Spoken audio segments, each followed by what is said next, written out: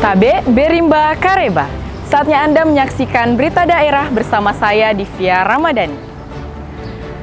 Sejumlah berita menarik telah kami siapkan untuk Anda. Berikut 3 berita utama hari ini. Petugas gabungan melakukan razia mengantisipasi peredaran narkoba di Pelabuhan Dede Toli-Toli.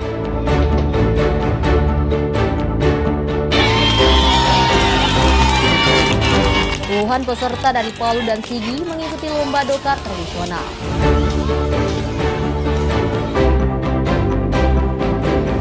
Kerajinan kain tenun Donggala menjadi warisan leluhur yang tetap terjaga hingga kini dan meraih sejumlah penghargaan nasional.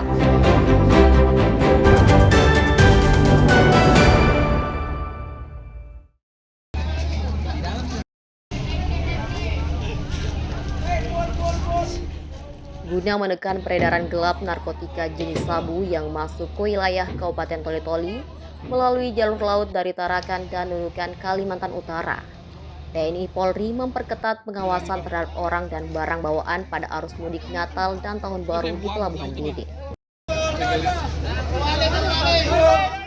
Masifnya pengiriman gelap narkotika jenis sabu melalui jalur laut di Pelabuhan Haji Hayun dan juga Pelabuhan Dede, Kabupaten Toli-Toli mendapat atensi yang sangat serius oleh aparat keamanan yang terlibat dalam tim gabungan Operasi Lilin Tinombala 2025. Atensi khusus ini dinilai masuk akal karena Kabupaten Toli-Toli memiliki garis pantai yang cukup panjang, mulai dari Kecamatan Dampal Selatan yang berbatasan langsung dengan Kabupaten Donggala, serta di wilayah utara yang berbatasan langsung dengan Kabupaten Buol. Meski minim personel dan tidak adanya alat canggih untuk mendeteksi pergerakan para kurir barang haram tersebut, namun tidak jadi halangan tersendiri dan tetap berusaha mencari informasi dari masyarakat, terutama yang bermukim di pesisir pantai. Kami dari Polres Depok kawasan pelabuhan bersama Angkatan Laut melaksanakan pengamanan lebih ekstra karena kita ketahui dalam menghadapi Nataru ini ada peningkatan estimasi jumlah penumpang yang naik dibandingkan hari-hari biasa. Termasuk pemeriksaan terhadap barang-barang penumpang? Tentunya kita juga akan melaksanakan pemeriksaan barang yang kita curigai. Apabila memang barang tersebut memenuhi syarat, kita akan memberikan pelayanan dengan sebaiknya. Selain mencari informasi masyarakat, pihak Satres Narkoba Polres Toli-Toli pada puncak arus mudik Lebaran akan melakukan pengawasan secara ketat, baik terhadap para pemudik maupun barang bawaan mereka saat turun dari kapal motor penumpang asal Tarakan maupun Nunukan. Seluruh barang bawaan penumpang seperti koper dan dus digeledah secara teliti. Pemeriksaan tersebut di-backup langsung oleh tim maritim gabungan untuk memastikan agar Kabupaten Toli-Toli steril dari narkotika jenis sabu dan barang terlarang lainnya. Syamsuddin Tobone melaporkan dari Toli-Toli.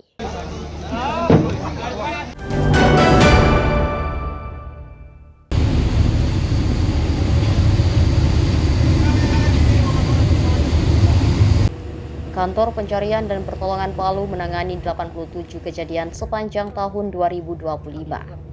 Jumlah tersebut mengalami peningkatan dibandingkan tahun 2024, di mana tercatat sebanyak 79 kejadian.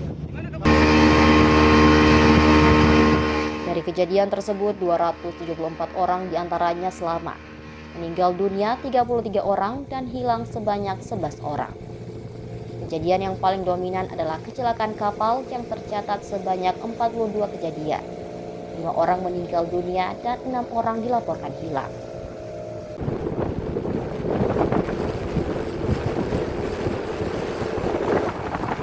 Kantor Pencarian dan Pertolongan atau SAR Palu menyebutkan tren peningkatan jumlah operasi pada 2025.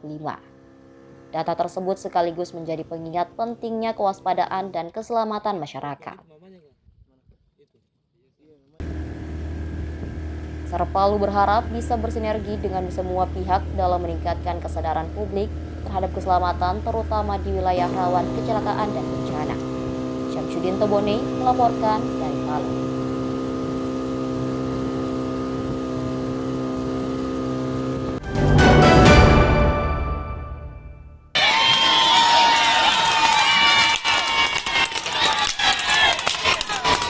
Derap kuda dan gemuruh sorakan penonton kembali terdengar di Jalan Sungai Manonda, Kota Palu. Setelah 16 tahun vakum, lomba dokar tradisional kembali digelar. Menjadi ajang balap legendaris yang dinanti para pecinta olahraga kuda. Sejak awal perlombaan, persaingan berlangsung ketat. 16 dokar dari Kota Palu dan Kabupaten Sigi saling beradu kecepatan, menempuh trek sepanjang 700 meter.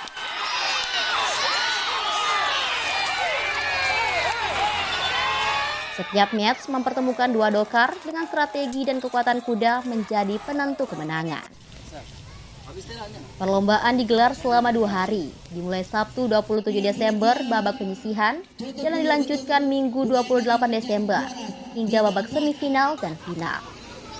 4 kelas dipertandingkan, kelas A dan B semiras, serta kelas C dan D kuda lokal, berdasarkan usia dan ukuran kuda. Teman-teman pengurus perdasi pacu kuda pacu berinisiatif untuk melaksanakan kegiatan. Kegiatan ini sekali lagi untuk mempererat tali silaturahmi kita antar sesama penggiat atau pencinta kuda di Sulawesi Tengah. Dari pantauan di lokasi, perlombaan berjalan lancar dan aman hingga hari terakhir. Antusiasme penonton terlihat tinggi, memadati sepanjang lintasan, menyaksikan setiap match yang berlangsung cepat dan menegangkan. Panitia menyebut lomba ini juga menjadi ajang silaturahmi antar pecinta kuda di Sulawesi Tengah dan direncanakan kembali digelar pada Januari mendatang. Kegiatan ini dari pertama sampai ini hari aman-aman, tidak ada terjadi apa-apa. Alhamdulillah tahun 2026 kita tingkatkan lagi keamanannya, lokasinya yang bagus. Nah itu. Nazuluddin Yotokodi, peserta asal Kecamatan Tatanga, keluar sebagai pemenang kelas A bersama kuda andalannya bernama Cinta. Dengan kembalinya lomba dokar tradisional ini, para pecinta olahraga kuda berharap ajang legendaris ini dapat terus digelar dengan lokasi yang lebih representatif dan persaingan yang semakin ketat di masa mendatang. Raka Rahmatan dan Syamsuddin Tobone melaporkan dari Palu. Di foto bersama dulu Pak. Juara 3 Putra Beringin.